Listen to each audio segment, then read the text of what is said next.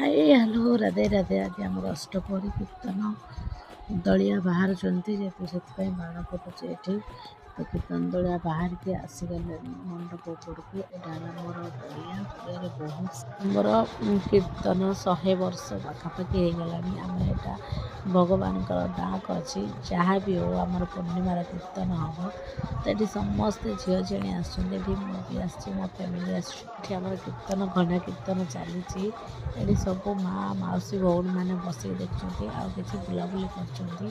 ତ ଏଠି ମୋର ପୁରା ଫ୍ୟାମିଲି, ଏଣ୍ଟର ଫ୍ୟାମିଲି। ଏଠି ମୋ ମାଆ, ଏଠି ମୋ ପତିଦେବ, ଆଉ ଏଠି ପତିଦେବର ମୋର କିଛି ପିକ୍ ନେଇଗଲୁ। ପିକ୍ ନେଇକି ଏଠି ପୁଣି ବି ଆମ କୀର୍ତ୍ତନ ପାଖରେ ଆମେ ଠିଆ ହେଇଛୁ, ଯେହେତୁ ବସିନାହୁଁ। ଏଠି ମୁଁ, ମୋ ଭାଉଜ, ମୋ ଦିଦି, ଏଠି ମୋର ଆଉ ଗୋଟେ ଝିଅ।